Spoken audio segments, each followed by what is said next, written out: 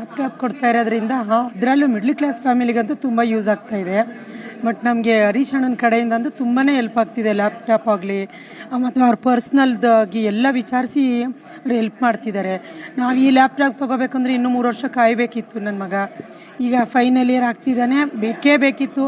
ಇವಾಗ ಕೊಡ್ತಿರೋದ್ರಿಂದ ನಿಮಗೆ ಕೋಟಿ ಥ್ಯಾಂಕ್ಸ್ ಸರ್. ಇವಾಗ ಕೊಟ್ಟಿರೋದ್ರಿಂದ, ಇಲ್ಲಾಂದರೆ ಅದು ತುಂಬ ಪ್ರೆಸರ್ ನನ್ನ ಮೇಲೆ ಬೀಳ್ತಿತ್ತು. ಅದು ನನ್ನ ಪ್ರೆಸರ್ನ ಕಮ್ಮಿ ಮಾಡಿದ್ದೀರಾ, ನನ್ನ ಮಗನ ಪ್ರೆಸರ್ ಕಮ್ಮಿ ಮಾಡಿದ್ದೀರಾ.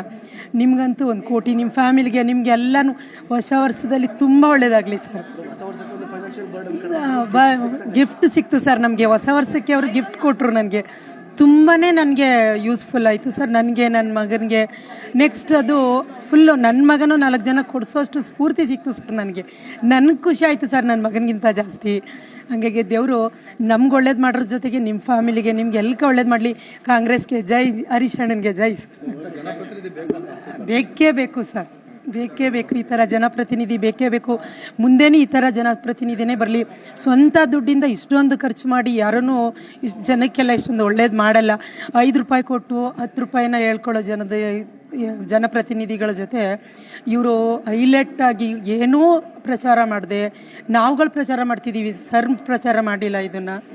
ಹಂಗಾಗಿ ಅವರು ಈ ಥರದವರು ಮುಂದೆನೂ ಬೇಕು. ನಮ್ಮ ದೇಶ ಆಗಲಿ, ನಮ್ಮ ರಾಜ್ಯ ಆಗಲಿ, ಎಲ್ಲ ನಮಗೆ ಒಳ್ಳೇದಾಗಬೇಕು ಅಂದರೆ ಈ ಥರ ಪ್ರತಿನಿಧಿಗಳೇ ಬೇಕು ಸರ್ ನಮಗೆ. ಮುಂದೆನೂ ಬರಲಿ ಸರ್, ನೀವೇ ಬನ್ನಿ ಸರ್ ಮುಂದೆನೂ ಸರ್. Okay, thank